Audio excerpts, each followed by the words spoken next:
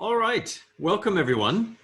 Theo Stiegler here from Nexus for Change. We are happy to have some folks that we know well and some new faces that I am not yet familiar with. Thank you for attending our 30-minute high-impact webinar.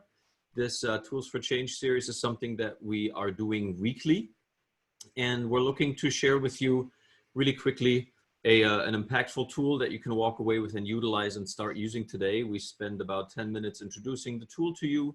We'll spend about another 10 minutes going through some case examples, and then we'll open up the floor to questions. So again, we're asking you to keep your microphones muted here at the start. Feel free to type any questions, comments that you have into the chat rather, and we'll get to those as pertinent or at the end.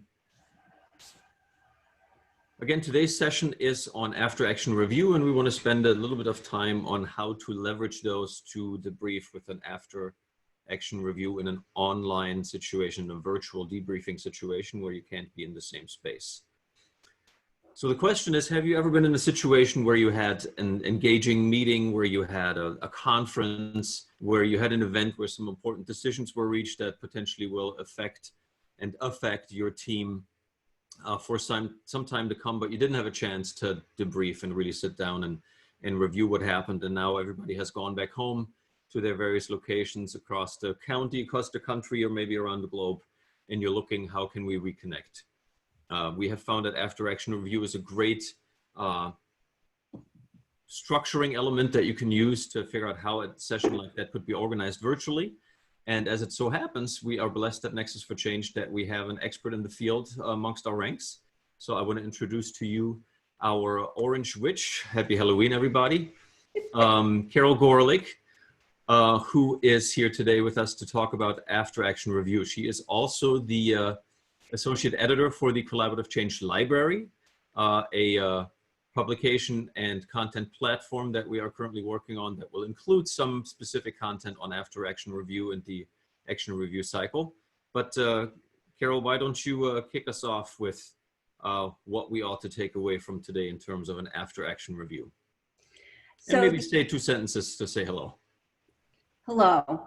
I'm really happy to be doing this because after action reviews are part of my personal and professional practice, and it's a really important learning tool that anybody can do quickly and anytime. So the formal piece of it is that it's a very focused event for any team group and sometimes individually. The group and all the participants in it are the ones who run and do the after action review. It's not leader led, and it can be done in as little as 30 minutes, sometimes even less. So where did it begin? It began probably 30 years ago in the US Army, when it was very obvious in battle that they needed to understand what happened in this battle so that they can immediately improve the next one. So it happened continuously, and it was a learning methodology that is to this day used in almost any serious Army activity. Anybody who's been in the military knows about after action reviews. It's actually a feedback loop between what's intended when you start whatever the activity is that you're now looking back at and what actually happened. It has no value judgment. Every voice must be heard. It's a way to surface the processes, not necessarily the contents. And it's a way to identify how you will improve the next time. Next slide. What are the agreements? Everybody is equal. We call that no stripes. Everyone speaks sequentially. It's never punitive, and the content stays in the room.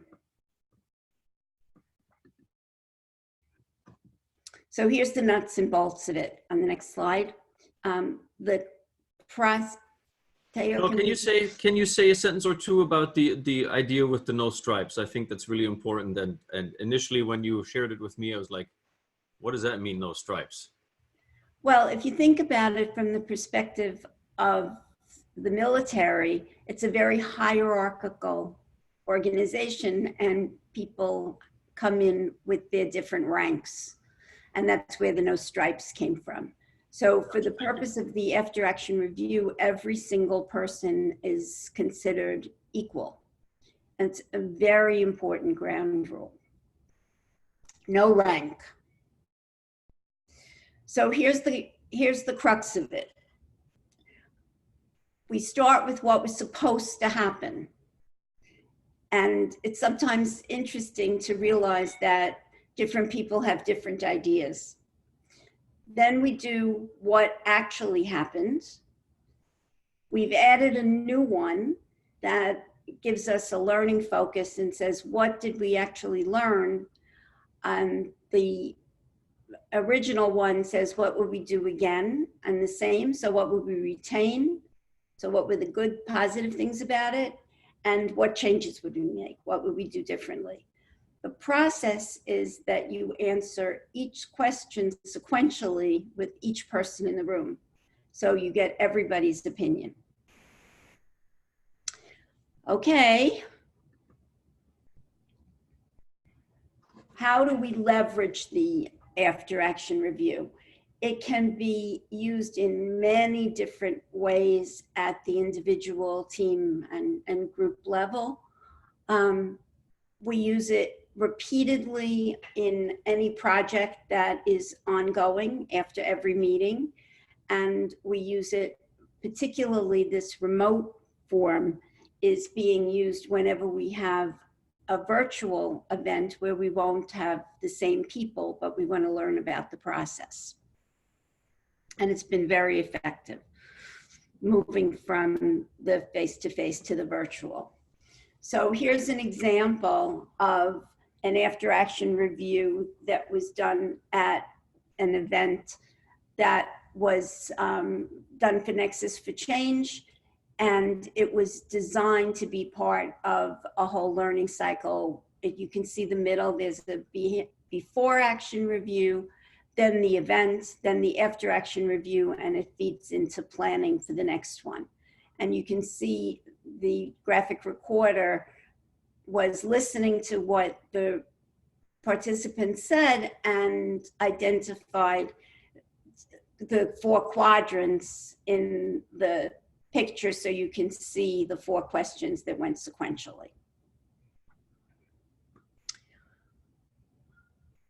Okay, the other form of leveraging it is when it's in a continuous improvement cycle. This one was used for evaluation. I use it in everything I do to learn before, during, and after whatever event or project is happening. And now we'll do the case example. We got one more. Oh, what it's not. Oh, that's always fun.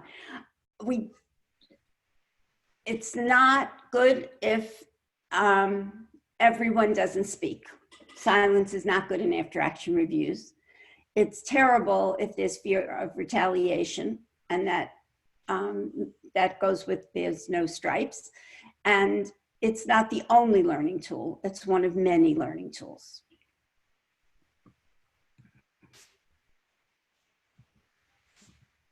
Okay, so I'm sorry, Carol, I didn't mean to interrupt you. So Teo has been using it and involved in it. So I asked him if he would give some recent case examples. So he's going to do the cases. So one of the things that we found that is, well, let me step back for 1 second and share an observation that has been really meaningful for me, is that some of the tools, or all of the tools I think that we've shared so far that we intend to share in these 30-minute webinars are tools that there is an idea of what a ideal situation might be as to how you can leverage this. Ideally, you want everyone to speak. Ideally, there is absolutely no sense of rank or this is my superior, I'm a report. Ideally, you have everybody participating in an after action review that was present at the event. If you think of it in the military terms, that was engaged in the battle, everyone is in that room and engaged and has a voice. What we're finding with these tools, and this is certainly true for after action review, that even if some of these ideal circumstances are not met, we still get a really positive outcome utilizing that element as a structuring tool for an engagement. So what you're looking at here is the graphic recording of an event that we have quarterly here locally in Northwest Ohio. Nexus for Change puts together a Great Lakes Exchange or Great Lakes Collaborative, where we bring together people that are excited and interested about all things to do with collaborative change. And we had a session that our graphic recorder took stock of here, but there wasn't really an opportunity on that day to bring the group back and debrief. And so we offered up a virtual opportunity on a platform called Chat to get back together, and about 15 or so folks signed up out of the, I want to say 35 that attended the event, and we did an after action review virtually. The advantage of the Chat tool is that you have a shared document that shows up in that session. You could do it in a Zoom session like we're in, where you're sharing a Google Docs document that everybody can type on. Chat has that tool already built in. So we did sort of a dual thing where everybody could speak, but also could offer in the notes their input on the 4 questions. We used the 4 questions for that particular engagement. So we asked in that order, we asked what was supposed to happen, what actually did happen, what would we keep the same or what would we do again, and what will we change, what will we do differently. And so we had a meaningful exchange in that online forum, both on the page, if you will, as well as in the spoken chat. And the advantage was that you didn't have to wait kind of in a virtual meeting. You sometimes have that lag and pause, okay, who's going to speak next? People were able to answer basically on the page in the shared document as well as in the chat.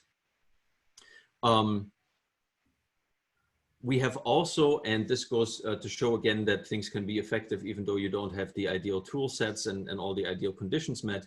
We've also done the same virtual kind of debrief with those 4 questions in a much larger group where we were really pressed for time.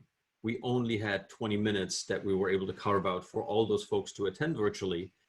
And so rather than do it in a large session with tens and tens of attendees, we created breakout rooms, again, a feature that's available on the Zoom platform, on Chat as well.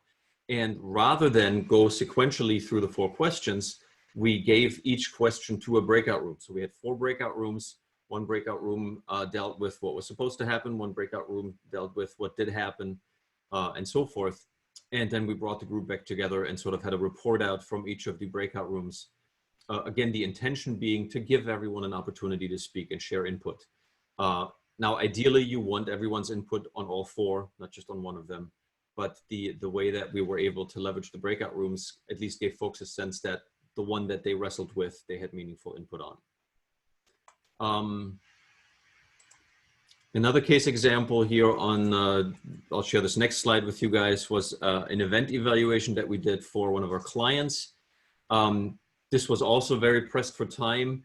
And so we had folks go off in groups. This was in person. This was on site. This wasn't virtually. But again, rather than going through the whole process with everyone, fairly large group, we sent people into small groups that on post-it notes gathered their input and insights. And then we came back together in the large group and posted it here together and did a report out that again was very meaningful. So those are some examples where we didn't meet the ideal conditions. Carol, if you want to share maybe one of your experiences, we were very lucky that you facilitated for us. So that's another thing I wanted to maybe point out, that depending on the size of the group, Carol shared with you, it's important that there are no stripes, that there isn't one person that's sort of the leader of the event or the input giver. A lot of times it's challenging for somebody in the organization, somebody who is in leadership in that team, in that group, to step up as a facilitator, because when I've done it, I find myself a lot of times I'm listening for what I want to hear. I'm listening for the success things that people are sharing. And it's challenging to really take this at face value and just say, okay, here's another voice, here's another voice. So sometimes having a facilitator for this can be meaningful. And Carol was able, actually the graphic here on this page that that came out of this particular meeting, Carol facilitated for us. And so maybe if you want to speak to that for a little, Carol.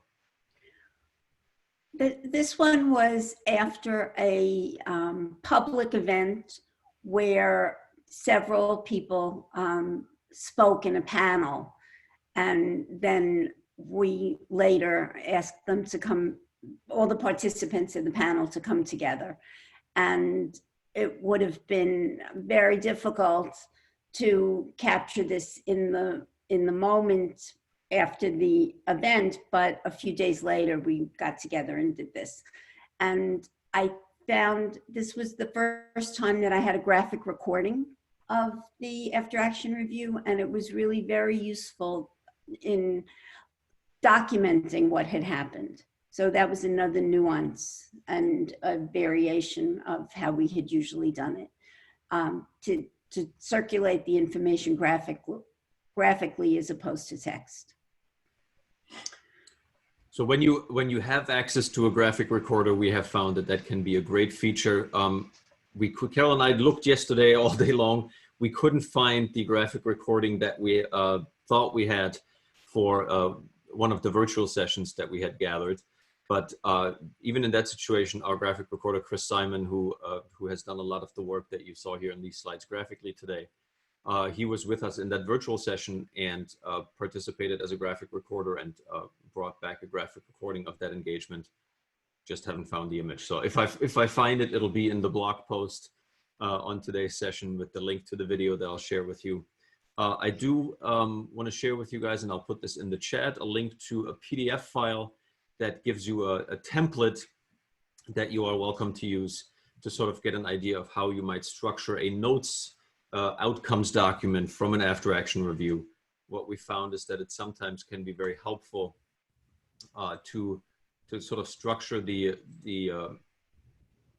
things that are said in the room. And what we've typically done is that you have a section for each of these questions. You have a section that is focused on outcomes and a section that's focused on actions that you are reporting and want to take forward. Again, in the image that you're looking at here in the center, you're looking at the after action cycle. And so hopefully the outcomes and reporting and notes from an after action review would go into the planning of the next engagement. Again, that's the history of it. The idea was, how do we improve our next battle in terms of those military, in terms of the military history of this tool. Carol, did we cover everything? I think so. I think it's question time. All right. So feel free to, I don't see any questions currently in the chat. Feel free to unmute yourself if you want to ask any questions. Hey. Hi, Gordon. Hi, Carol. Hi, Theo. Thanks for this time today. I had a question about the addition of the +1 learning. Yes. I'm familiar with the former, what was supposed to happen, what did happen, what would we do same and differently, but there was a +1 learning. And can you speak to as I understand it, this whole thing is a learning tool. So why the explicit addition of that step, and why put it between steps 2 and 3? Fabulous question. It comes out of the group that has done the most work with after action reviews, 4QP, 4 Quadrant Partners, who has a whole emergent learning model. And what they found is when this is used in a serious evaluation learning cycle, that if you explicitly ask the question about what did you learn, you get more emphasis on process. And I've used it occasionally. I don't use it in most of the ones that I run, but I wanted to include it as an option. Teo, we can put in the chat the link to 4QP, and you can see how they integrate the question into a more formal process. Yeah, I'll share that resource in the blog post that I'll put together for this, that will have a link to the YouTube recording of this session, and that link will be there. Gordon, I think that you sort of answered the question in the way that you asked it when you said the whole thing is about learning. I think that's exactly it. What we found is that in different engagements, depending on how you want to focus the after action review, it can be helpful with some groups to sort of have this emphasis question on what did we learn, and sometimes that seems to shift people's mindset enough to, oh yeah, the whole thing's about learning, but what specifically can apply here for a learning context? Thank you for that question. Any other questions, folks? Gordon, does that answer your question? Awesome, thank you. I think there's another issue, and it's very interesting, about who chooses to come to which of these tool conversations. We have a tendency to assume that learning is significant because all of us are in learning mode. That's why we came. That isn't true in a lot of operational environments. So the emphasis and the effort to create a learning cycle is not insignificant. Wonderful. Any other questions? I'm looking at the chat, or go ahead, feel free to unmute and go ahead and ask. Nick, I see you talking, but I can't hear you. Don't know if maybe your microphone is not, or maybe she's talking to somebody else. I'm not sure. Maybe there's somebody in the background. She wanted to ask, how soon after the event? Oh, okay. Does the review come out? Gotcha. Carol, do you want to speak to that? It's theoretically, and in the original practice, it's immediately after the event. So if I was doing this in real life, I would leave enough time now, and we would do an after action review of this conversation to improve next week's tool presentation. The reality, as Teo is explaining, we don't always have the optimum conditions. And in most cases, people want something written. So it depends on if it's facilitated and how it's going to be disseminated. That's an adaptation of the original after action review. So it's not when it comes out as much as when do you do it. And it should be as soon as the event is complete so that the memory is there. And so it's sort of a law of diminishing results, to where we've done it, I think, successfully up to about a week out from the event. But in my experience, once you go past that week, people's memory of what it is that you're after sort of fades, and we've done sessions. I remember one that was about 10 days out, and you just got a lot of like sort of head scratching, and people remember, and then what do we do next? And so it's not as effective. I do think that up to a week is very meaningful, depending on how meaningful the event was, right? So if this was an engagement, a conference, a meeting that had some really tangible, hey, this stuff is going to affect us down the road. We really want to look back and how did we get to these answers or these decisions that were made. It can be really meaningful, even if it's not the super freshest memory. But it seems to be that, anecdotally for me, it seems after a week, you're really sort of starting to not be as effective with this tool. There's another issue about effectiveness that I'm not sure we emphasized. Everybody has to be there, all the stakeholders. You can't have a subset and be effective because you want to have everybody's perspective.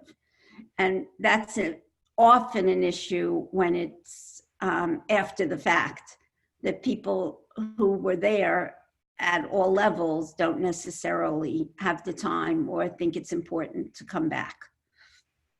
And it's very important to get the big picture, to have everybody's voice in the room.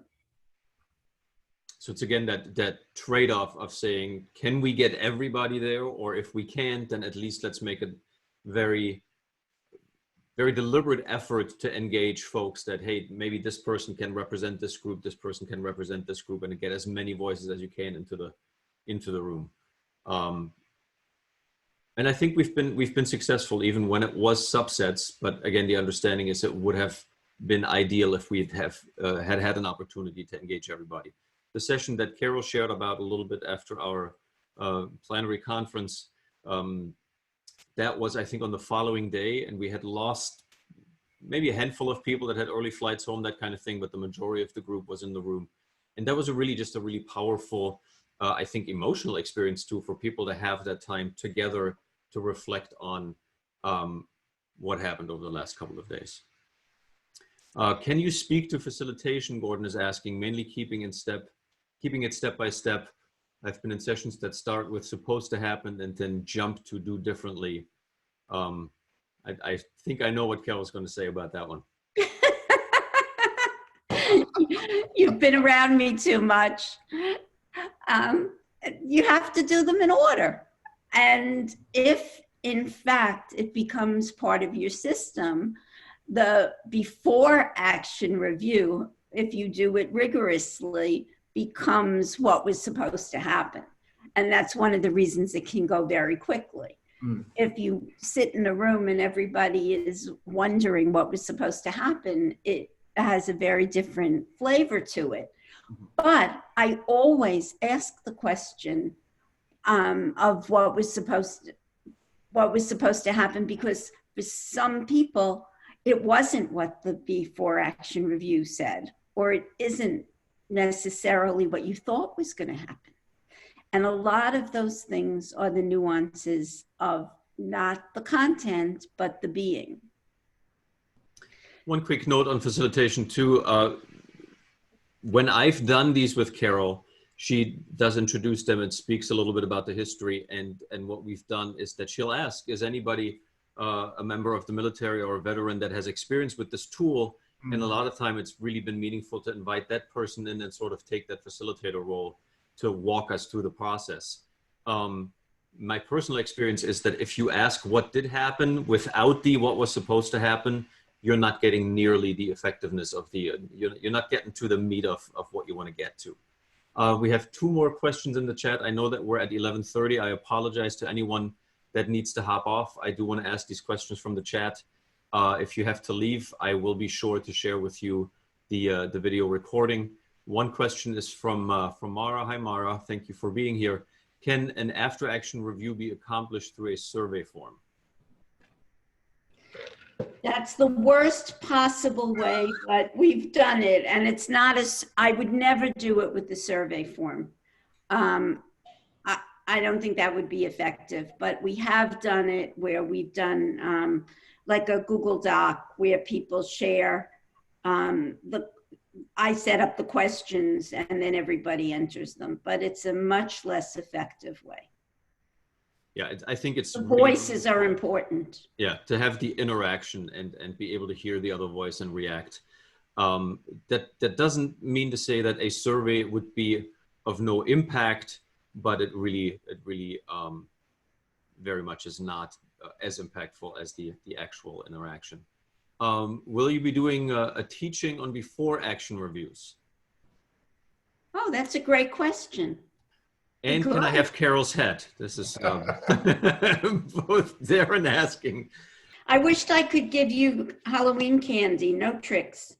So, well, to answer the question about before action reviews, that's an interesting thought. We'll have to look at that and see how we can leverage that. But that certainly would be another meaningful tool to introduce. Really, maybe, Carol, I want to give you the last word. But for me, a meaningful way to maybe close this out is that as I have learned about after action reviews, I have found that really that before action review becomes something that is meaningful, that I want to do and think about more intensely.